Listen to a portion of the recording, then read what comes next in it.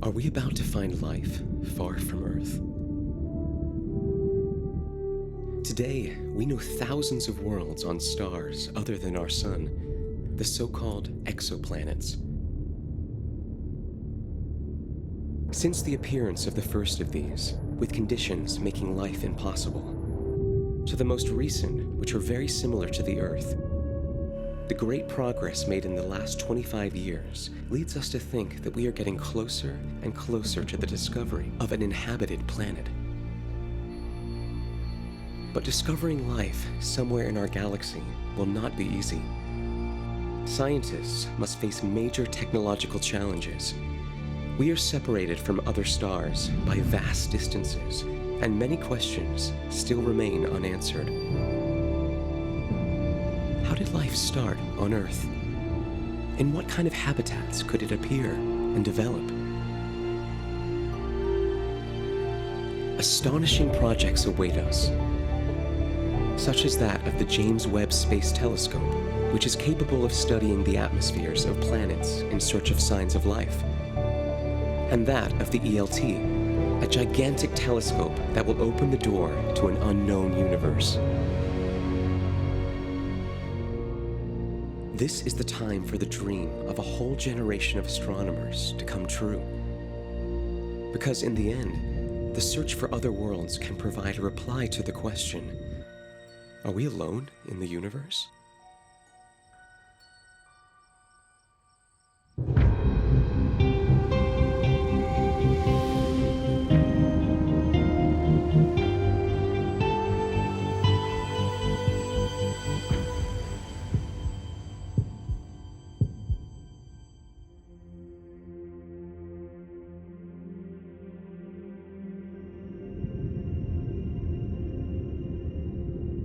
In 1990, shortly before abandoning our solar system forever, the Voyager 1 space probe looked back to take a photograph from a distance of 6,000 million kilometers. Suspended on a ray of sunlight, the presence of a dim point of blue light could be made out: the Earth. Is it reasonable to think that this tiny dot is the only inhabited place in the universe? As Carl Sagan, I think it was, said once, is if the Earth is the only place where there is life, then what a waste of space. If life has arisen on a planet such as ours, why could it not have also appeared on other worlds? Just a few years ago, we looked at the sky and we simply saw stars. But today, when we look at the stars, we can imagine thousands of planets orbiting them, and these planets have been forming in the same way as our own planetary system.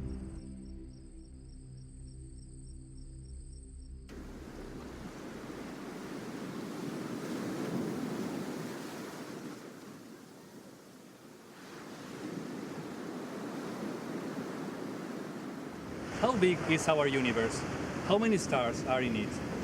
The number of stars is very, very big. Sometimes we think that the number of grains of sand in our Earth is quite similar, but it's not. There are about 10 billion stars. It means 1,000 times more than grains of sand in our Earth. Even if life, and even more so, intelligent life, were a cosmic rarity, the number of worlds on which it could have arisen is enormous. This was understood by the North American astronomer Frank Drake when he put forward his famous equation in 1961. Drake equation is an attempt to measure the number of civilizations in our Milky Way capable to communicate with others. It is unlikely that Drake's equation will ever be solved, because we are unaware of most of its variables, and each of them brings up new questions. I think what is interesting is it depends on how many stars are in the universe and how many forms every year, how many planets they have, if they have any. Of these planets, how many are habitable? If they are habitable, do they have life already, or did it disappear? Do they have intelligent life? Is this life like ours? Will they communicate as we do? Each of these questions I mentioned, I think probably most, if not all of them, are lines of research of current astronomy. We don't want to know how many stars form in the universe, at what rate, etc. So imagine if this is a line of research in astronomy, how could we do this calculation and be sure about the result? Since the 1970s, and with the conviction of the existence of other intelligent civilizations in our galaxy, the SETI projects have trawled the stars in search of radio signals of extraterrestrial origin. We are designing them based on what we do on Earth. So in Earth, we communicate mostly with radio emission.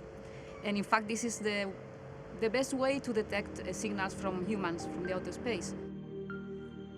In recent decades, some hopeful signs have been found, but none of them have turned out to be a greeting from space. Were the pioneers of the SETI search too optimistic? Perhaps an event of decades before was to blame. In 1924, the astronomer Edwin Hubble had confirmed that Andromeda was not a nebula forming part of the Milky Way, but a galaxy different from ours. The universe had become infinite.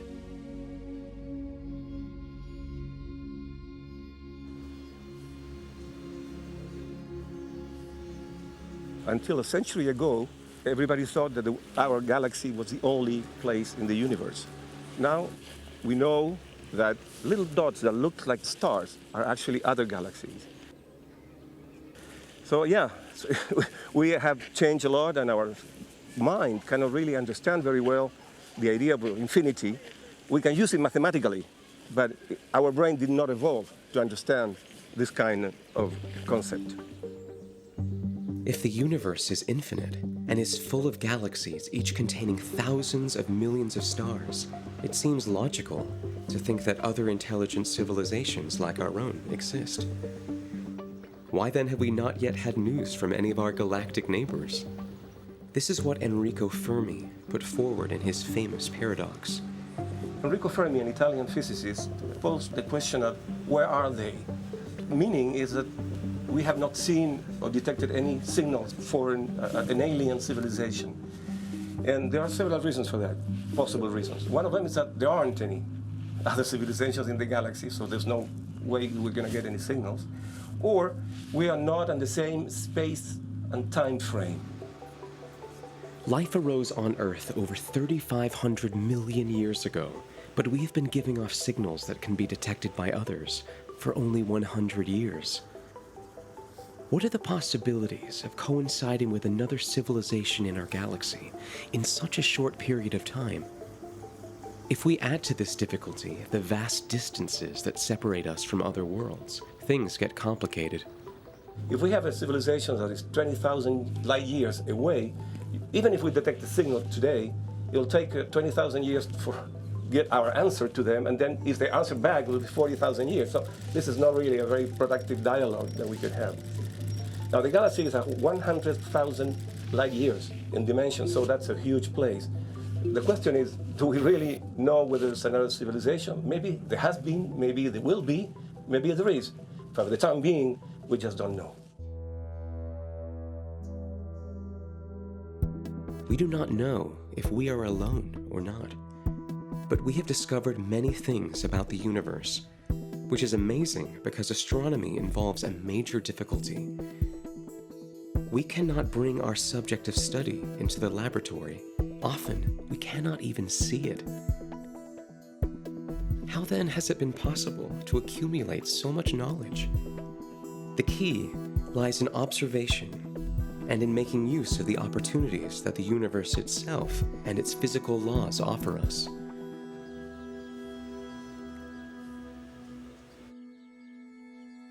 Every object in the universe emits energy in the form of electromagnetic radiation. And this depends on the temperature of the object. Light is energy. And spectroscopy is a very powerful astronomical method that allows us to split this energy using special devices and instruments into its individual portions, into its units. And the collection of those units we call spectrum. We humans can only see part of the wavelengths, but the universe reveals its secrets to us over the whole spectrum. The spectrum we can see with our eyes is just a very tiny part of the possible range of wavelengths emitted by different objects in the universe.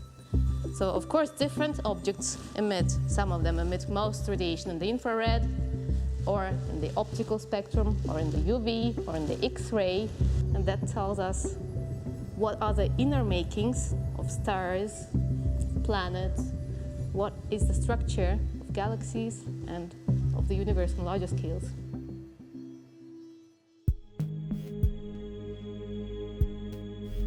Astronomy not only requires instruments capable of looking further than the naked eye, it also needs places with good conditions for observation and telescopes capable of gathering large amounts of light. The largest of them is the Gran Telescopio Canarias, which is directed by Romano Corradi. We astronomy, we need that there are no clouds, and here on the mountains, 75% of time there are no clouds. Also, there are other two things. We have trade winds that are very good because the atmosphere is very clean, and that allows to take very sharp images of the universe. And we are in a small island which is protected against light pollution.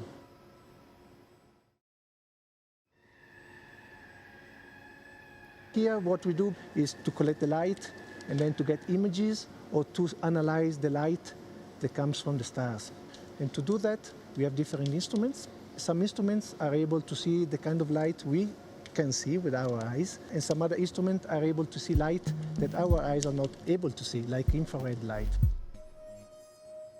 The mirrors of large telescopes allow us to gather the dim particles of light coming from the universe. Photons, which reach us after journeys of thousands or millions of years from distant stars and galaxies. The Gran Telescopio Canarias, GTC, is the largest telescope in the world. That means that we have the largest lens. Actually, we don't use lenses in telescope, you use mirrors because it's easier to build mirrors than lenses. And here we have a mirror which is as large as 10 meters.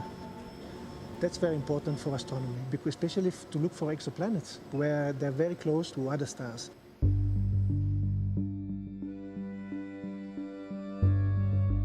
Down the centuries, great thinkers such as Epicurus or Giordano Bruno hazarded the opinion that there must be planets outside our solar system.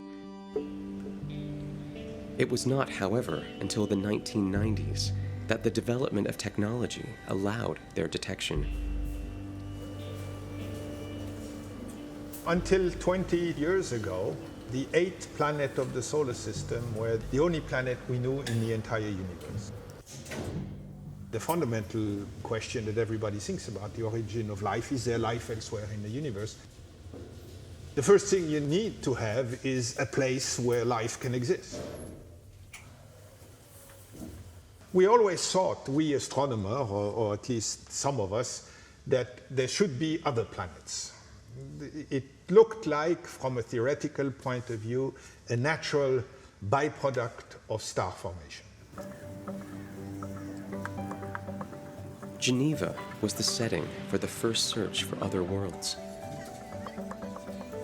In 1995, several teams were involved in the race to find a planet around another star. The first to achieve this was that of the Swiss astronomers Didier Queloz and Michel Mayor. We had just got to know 51 Pegasi b. We just arrived at the time where the technology allowed us to give an answer, scientific answer, to this very old question. So I feel myself very happy to just arrive at this good moment. In order to discover the first exoplanet, Michel Mayor and Didier Queloz had used a method known as radial velocity, by which they could detect the slight movements of a star that were caused by the presence of a planet around it. When we do measure the radial velocity of stars, it's all about the ability to measure very tiny variation of the velocity of a star. This small movement can be measured because the waves of the light spectrum of the star vary owing to the Doppler effect, depending on whether the star is moving towards us or away from us. Doppler effect is the change in frequency of the sound wave or electromagnetic wave when the objects move towards each other or away from each other. This is the effect that causes the change in the pitch of the siren of the ambulance. When it moves towards you, then it sounds like ee, and when it moves away from you, then it sounds like ugh. On moving further away, the light spectrum of the star moves towards red, while as it approaches, it moves towards blue. The star is going hundreds of thousands of kilometers per hour in the galaxy, but we want to measure effect at the level of meter per second in velocity.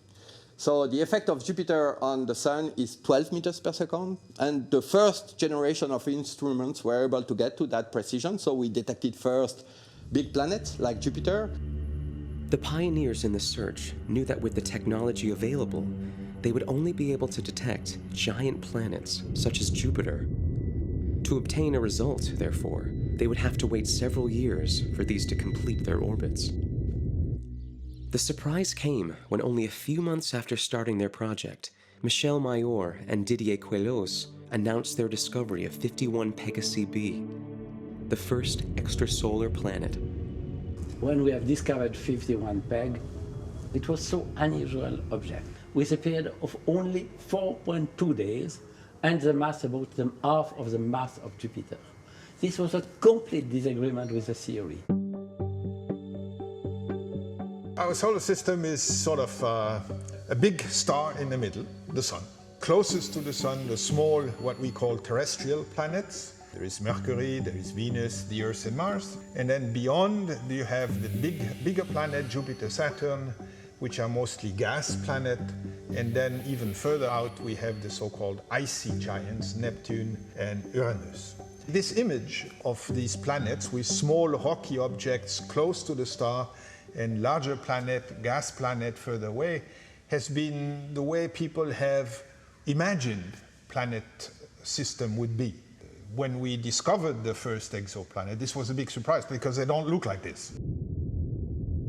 The Earth is 150 million kilometers from the Sun, a measure of distance that is known as an astronomical unit. 51 Pegasi b is 150 times larger than the Earth, but orbits its star at only 0.05 astronomical units. It is so close that its year lasts just over 4 days. Suddenly was a Jupiter not located at 5 astronomical units, 5 times further away than what you find the Earth in our solar system, but suddenly it was very close to the Sun, at an orbit even inside Mercury's orbit. The presence of a gas giant so close to its star was so unexpected that it completely threw the scientific community. We do not add any ideas if it's the start of a long sequence of discoveries, or it will be some unusual object. Once the first had been found, other exoplanets with the same characteristics began to be discovered. None of them provided conditions suitable for life, but their existence proved that 51 Pegasi b was not an exceptional case. The first planet we discovered was what we now call a hot Jupiter. This is normal because our instrumentation was more sensitive to planets which have large mass and which are close to the star. But the discovery was a surprise because we didn't expect such a massive planet to exist next to the star. Theories were developed and further proved that planets do not stay at the place where they originally form, but they tend to migrate through the entire disk. They interact with the gas disk, but they also interact with each other. What you see in the end in a planetary system is then the product of many million, even billion years of dynamical evolution. Science united Michel Mayor and 51 Pegasi b forever. This was the starting point in the search for an even more difficult objective: finding an inhabited planet. After the detection of the first planet around the star 51 Peg, there was kind of a race finding new planets, all these big, giant gaseous planets. So for 10 years, that was the era of the giant planets.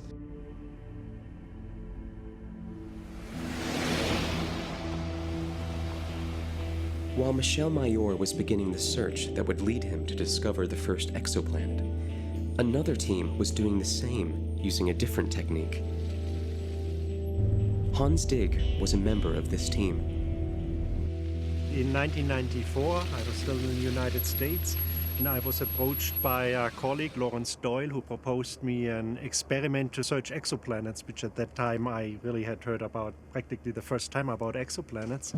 So we started the first observational search for exoplanets with the method of transit. This method was based on the study of the changes in the brightness of a star.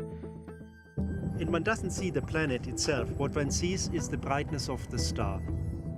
If a planet orbits in front of it, it will occult a small part of the star, and the star will become slightly fainter for a few hours. The light of a star must decrease periodically at least 3 times to be able to confirm the presence of a planet. This method, however, has a limitation, which is that when the planet passes in front of its star, it must be aligned with the Earth. Transiting planets can only be detected if the planet is aligned in the correct way in front of the star. So the idea has been always to observe many, many stars at the same time, thousands of them preferentially, and hope that at least a few of them generate transit. Hans Digg's project pioneered the search for exoplanets using the transit method, but no results were obtained. A decade after the discovery of 51 Pegasi b, only a dozen planets had been found using this method. But everything changed in 2009. The launch of the Kepler Space Telescope revolutionized the search, with hundreds of confirmed exoplanets and thousands of possible candidates. Kepler made planetary transit the most successful detection method. It found the first systems of many extrasolar planets transiting the same star. It found many unusual things and has been really a true revolution in our understanding of extrasolar planets, amplifying enormously the variety of planet systems that we know nowadays. A few years before the launch of the Kepler Space Telescope, 2 events led to progress in the search for other worlds. In 2003, we installed a TISO, an instrument called HARPS. It's a high-precision stable spectrograph that we use to measure the velocity of the star based on the Doppler effect. And still now, it is the instrument that is the most precise in the world to measure radial velocities of stars, and so detect small mass planets. As Jupiter orbits around the Sun, it moves it almost 13 meters per second. HARSP could detect movements of 1 meter. Although this was still far off from the 9 centimeters per second that the Earth displaces the Sun, it opened the door to the discovery of smaller and smaller planets.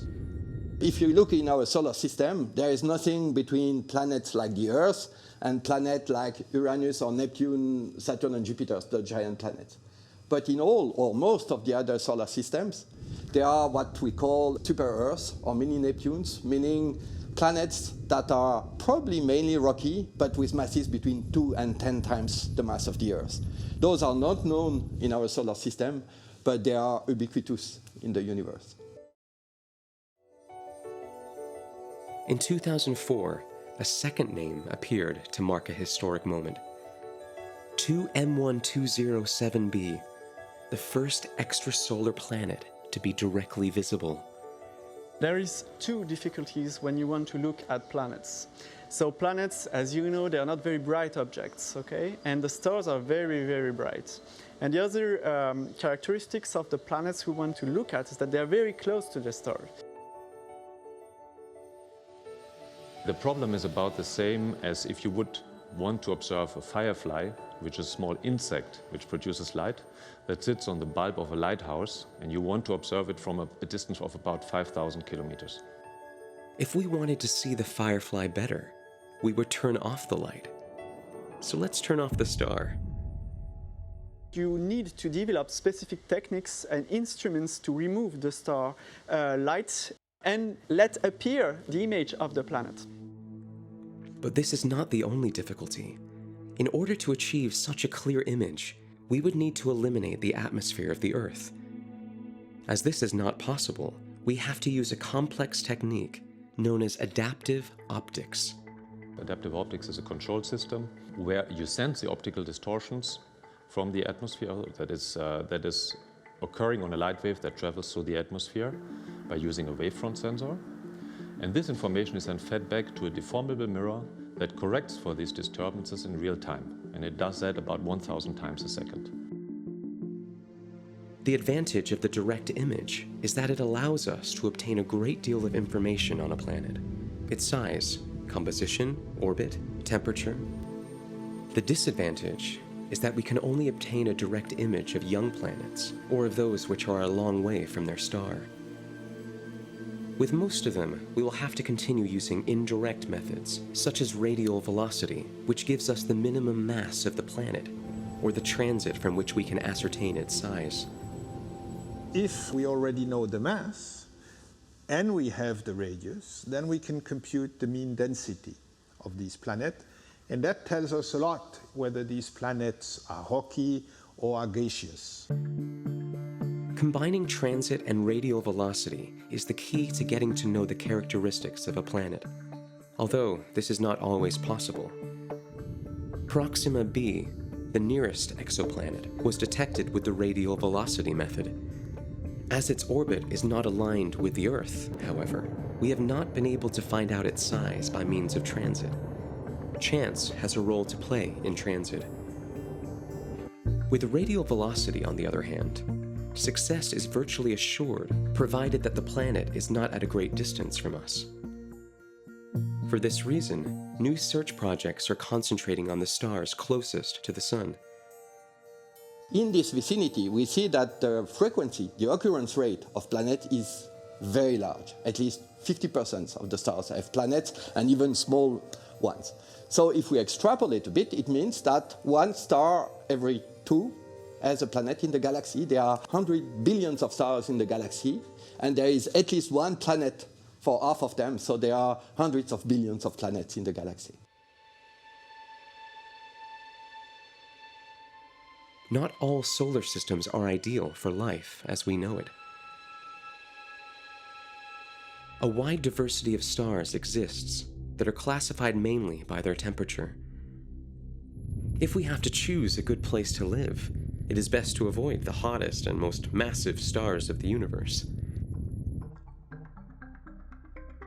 They have an extremely short lifetime, so the higher mass stars are much less likely to form any planets. This type of star only takes a few million years to consume its energy and die violently in a supernova explosion. In contrast, yellow dwarfs, such as our Sun, fuse hydrogen much more slowly over 10,000 million years, which in theory would allow life to develop. Originally, astronomers were trying to look for exoplanets around G-type stars because our Sun is a G-type star. And of course, what you really always want to find is that an Earth around a star which is very similar to the Sun. So in principle, what we are after is a twin of ourselves. Yellow dwarfs, such as our Sun, provide suitable conditions for the development of life. But finding a twin planet like the Earth on one of them, that is both small and just the right distance away, is for the moment a difficult task. We have found planets close to the star, and planets relatively far away from the star, because then the light of the star is not bothering us so much as when the planet is very close. But it turns out that an Earth-like planet, which is just at the right distance from the star so that it's not too hot, neither too cold, are the most difficult to find. It's bad luck, but that's physics. Since the first detections and the improvement of the instrumentation, we are trying to get to these small planets at a good distance from the star so liquid water could exist at the surface of the planet. That's what we call habitable in a very naive way. We do not know how life came about, but we do know that it would have been impossible without liquid water. The search for another Earth is therefore conditioned by the presence of water within the habitable zone. The habitable zone is a concept that is in constant redefinition and depends on different factors. How much light the star emits, what is the wavelength of this light, what is the surface gravity of the planet and its ability to retain an atmosphere, what are the components of the atmosphere, and also the abundance of water. A planet in the habitable zone could have a temperature very different from that expected, according to whether it absorbs or reflects the radiation of the star. A very important factor is the presence of an atmosphere. The mean surface temperature on the Earth is about 15 degrees Celsius, but it is estimated that if there was not an atmosphere, it would drop to about minus 20 degrees Celsius. This increase in temperature is produced by the greenhouse effect. An extreme example of that is the planet Venus. Greenhouse gases have formed such a dense atmosphere that pressure is 90 times that of Earth. It is for this reason that its temperature has increased by over 500 degrees Celsius. On the other hand, there's this albedo, which means that what fraction of the solar light is reflected by the surface of the planet. And this depends on the composition of the planet and also in which state these components are. This equilibrium between the greenhouse effect and the albedo that finally determines what the mean temperature of the surface is. Temperature is not the only condition for a planet to have liquid water. The pressure on its surface must also be taken into account. Planets too large probably have an important atmosphere, and if the atmosphere is too important, too massive, then the pressure at the surface will not allow the water to be liquid. If the planet is too small, it might not be massive enough to retain the atmosphere from evaporating. This is the case of Mars, which has a very light atmosphere. Although during the day its temperature is pleasant and around 20 degrees Celsius, pressure is so light that if water existed on its surface, it would change directly from ice to vapor. We need to find planets that have the size approximately between that of Mars and 1.5 times that of the Earth. And we believe that in that mass range, planets having the possibility of liquid water at their surface.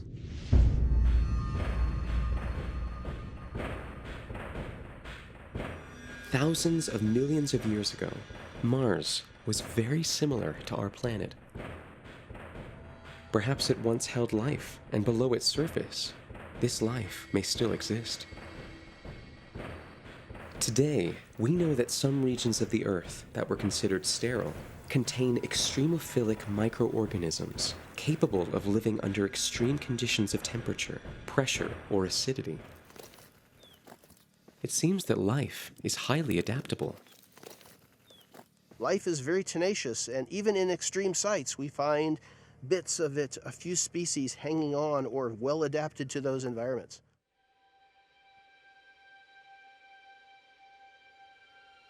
Are the limits to life much wider than we imagine? If this were the case, our possibilities of finding it would increase. 20 years ago, we didn't even know how to find one planet. Now we found thousands. Now we will be finding Earth-like planets as well. And then we can start looking really, they're habitable and there is life on them or not. Finding a small rocky planet like the Earth is easier near its star. On the other hand, if we want to find life, it is essential for the planet to be in its habitable zone. To ensure that these two requirements are met, we must search for a type of star that is smaller and colder than our Sun, red dwarfs. Anytime you go outside on starry nights and look at the sky, none of the stars that you are seeing is a red dwarf, because they are so faint that none of them can be seen with the naked eye, and still they outnumber the stars that you are seeing. Red dwarfs are the most abundant stars in our galaxy. 70% of all stars in our galaxy are red dwarfs. And they are very interesting because with our techniques and with our instrumentation, we can learn more things about the planets. And we have a hope of not only detecting the planet, but also looking at what the atmosphere of those planets are made of. They are the most suitable candidates to be explored for the presence of life. Red dwarfs also have another advantage: their longevity. Red dwarfs burn the nuclear fuels very slowly. So when they sit on the main sequence, which is where stars steadily burn hydrogen on their cores, red dwarfs can be there for the whole of the age of the universe. Life has literally all the time in the world to develop. In recent years, planets similar to the Earth have been found on red dwarf stars. Could any of them provide conditions suitable for life? This kind of planets are easier to be detected. And today we have several planets in the habitable zone of this star. But we have to keep in mind that this kind of planet in the habitable zone are so close to these small stars, so maybe this is not really the better condition for life development. Red dwarfs are much more active than our Sun and could finish off the atmosphere of a planet in a few million years without giving life time to develop. Moreover, as they are so close to each other, the gravity of the star captures the rotation of the planet so that the latter always shows the same face. This causes huge differences in temperature between the hemisphere that receives light and the one in the shade. With such a gloomy outlook, could planets develop mechanisms to favor the emergence of life? Further studies could give us the answer. Since centuries, the human being has tried to know if we are alone in the universe or not. At the moment, we have, by first time, probably in our history, start a very challenging program that will dedicate many, many nights in a 4-class meter telescope to make the first survey of Earth-like planets. Who knows if maybe in some centuries or so, this survey could be used as a roadmap to go other places. Because at the end, what we are searching is similar homes like ours. The instrument for implementing this project is Carmenes, which has been installed in the largest telescope in mainland Europe. Jesus Aceituno and his team are searching for planets like the Earth around red dwarf stars. We select a sample of about 300 stars, and we are monitoring those stars almost every night. What is really new in Carmenes' instrument is that it observes since the very blue wavelengths until the infrared ones, and this is what converts to Carmenes in something really unique in the world. Observation over this wide range helps us to differentiate the signal of a planet from which the activity of a star is generated. In addition, Carmenes will also allow us to find out the composition of the atmosphere of these planets. With Carmenes, we have the technology to know what's the composition, the chemical composition of the atmosphere. What is also the second important part, just to be sure there could exist life in the surface of the planet. The study of the components of atmospheres of distant planets is a major challenge in which we are still taking the first steps. Right now we have discovered thousands of these planets, Now we would like to characterize them. We wouldn't like to know more than just they exist. There is a lot of experiment being built, a lot of instruments being developed to try to access these data. It's not easy. It's much easier to detect one, although it wasn't easy at all at the beginning, but now we know how to do it, so it's no longer a problem, but it's much more difficult to go now measure things at the surface of this planet. And the only thing we can really measure from so far away is the atmosphere. Now we are in the era of detecting habitable planets around small stars. But doing that, we are preparing for the real detection of other Earths, meaning Earth-type planet around stars like the Sun. And that will come within 10, 15 years. And hopefully, we will have the new facilities to then characterize the atmosphere, because that's another challenge. Discoveries, such as the TRAPPIST-1 system of 7 planets, which transit in front of their star every few days, provide excellent opportunities for studying atmospheres. When there is a transit, the planet passes in between the star and the observer, so the light goes through the atmosphere of the planet before getting to your detector. So you will have superimposed to the light of the star an imprint of the chemical composition of the planet. If you can do that, you have access to traces of life. How can we identify these traces of life? Which elements of our atmosphere must appear on other planets for us to suppose that they are inhabited? If it were an observer looking at our planet from a very far away distance, they will be able to see the atmospheric signals that we have. Water vapor in the atmosphere, oxygen, things like methane and CO2. The detection of these 4 elements in the same planet is something very strange, because they can coexist only if there is a system that is supporting that. Finding planets more and more similar to the Earth and studying their atmospheres in search of biomarkers are key objectives in the missions that will be developed by the major space agencies in the forthcoming years. With its mirror of 6.5 meters, the new James Webb Space Telescope is 100 times more powerful than the Hubble telescope. There has never been a telescope of these dimensions in space, which means that what it discovers could change our concept of the universe. We were waiting for the James Webb Telescope since years. That will be our idea machine to learn more about exoplanets. And what's the reason for that? This telescope will be the most sensitive telescope in space to capture infrared light. For the planets, we can actually do 2 things. We can image the planets, we already know, and we can measure their spectra, and we can then also derive the chemical composition of these planets. The European Space Agency also has its own telescopes in operation, Cheops and Plato. Willy Benz is the main researcher of the Cheops telescope, with the mission of studying exoplanets that have already been discovered. If you look for life, if you look for something, the first thing you need to know is where to look. Right? You need to know where to look. And therefore you want to have a list of objects which optimize your chances, so as you think, to find what you're looking for. 2026 is a key date. On that year, the European Space Agency will launch the Plato mission.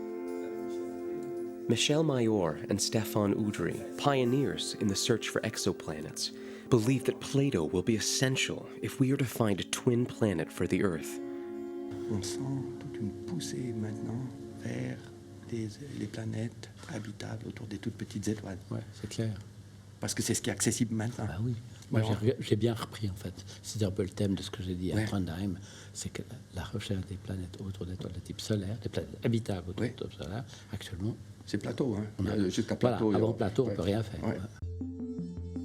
Plato will have 24 cameras, which will analyze the light curves of over 200,000 stars in search of planetary transits. plateau looks at many stars at the same time. And especially it looks at bright stars, and it looks at stars at the great part of the sky, and trying to look really for planets like the Earth orbiting stars that look like the Sun. Many of the planets that the space telescopes will discover in the forthcoming years must be confirmed from Earth using the radial velocity method. The effect of the Earth on the Sun, changing the velocity of the Sun, is 9 centimeters per second. And that's a new step forward in the improvement. This new step is already in motion. At the Geneva Observatory, a spectrograph 10 times more powerful than previous ones has been built. Espresso will take the detection of planets similar to the Earth to the limit. The goal of this new project is to achieve a precision of 0.1 meter per second. And this just opens the possibility to detect this kind of planets like the Earth orbiting a star like the Sun. This effect is so small when it's due to small planets that we have then to see changes that are really very tiny. And so we have to build dedicated instrument to be able to do that.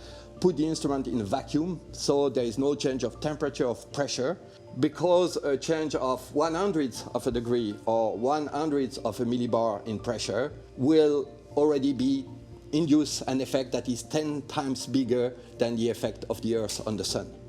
So we really have to push to the limit the technology of this spectrograph. However, the greatest technological challenge that scientists are facing is that of Garching in Germany. It is there, at the European Southern Observatory, that a revolutionary instrument is being built, the extremely large telescope. In few words, it's going to be the biggest highway towards the new understanding of our universe. It will give us the opportunity of discover things that today we cannot imagine. When its construction is completed in 2024, it will be the largest telescope in the world, with a mirror 39 meters in diameter. ELT will gather up to 15 times more light than current large telescopes, and be able to distinguish objects with a resolution never previously achieved. Think about a big beam in the soccer field.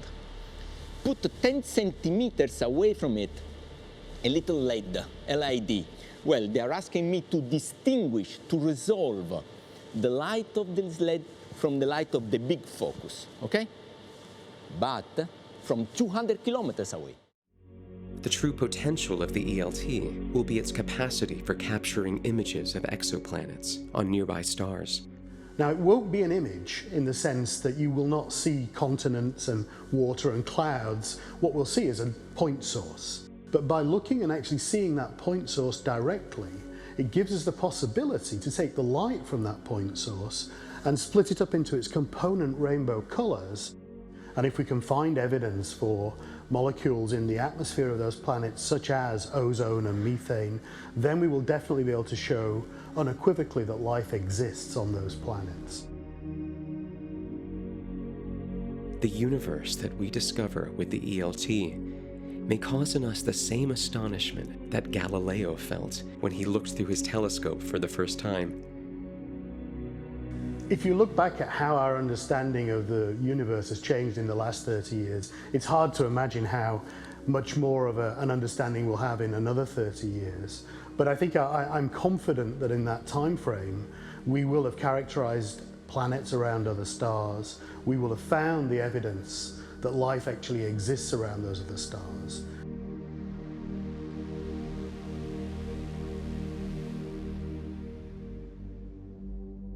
What we are learning in science, historically, is that when you discover something, it's opening more questions, and we are facing more surprises when anticipated.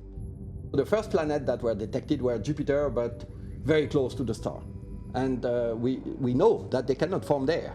Super-Earths don't exist in the solar system, so we had no idea that they could be so numerous.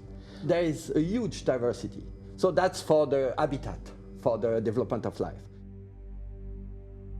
Among all this diversity and abundance of planets, shall we find another place like Earth where life has been able to arise? Personally, I'm very favorable to the idea that life, microorganisms, exist on other planets with convenient conditions. But this is not science. The only way is to do measurements and to detect this kind of form of life. It will not be so easy to prove 100% sure that this planet has life on it. It will be kind of hard because you want traces that are only due to life and not due to natural phenomena. And this is hard. There's a lot of things we can imagine that are also produced by natural phenomena, and we will have to be sure that to disentangle. So my feeling is we will have to have several evidence, not just one, several, because it is a big claim to make. On our planet, chemistry evolved for thousands of millions of years to form intelligent life. Beings aware of themselves, who consider their place in the universe and look for answers. If life is very common, then we will find it very soon, because they're everywhere. If life is rare in the universe, then it will take a long time to find, because we will need to find the right planet to look at. And if life doesn't exist anywhere in the universe, then we'll never really know, because not finding it will not be a proof that it doesn't exist. Whether we are successful or not, the search for another Genesis beyond the limits of our solar system will have been worthwhile. If we do believe that there is a kind of mandatory evolution towards the development of life, then it should be everywhere. But of course, there is a competition between what we call convergence. So because the laws of chemistry and physics are the same everywhere, so the same evolution should take place. But there are also the contingencies, random events that will help or destroy life or from place to place. So it's a statistical kind of big chaotic process, and the outcome will be 0 or 1. Or it's very, very hard to have life, or it's everywhere. And I choose to believe in the everywhere.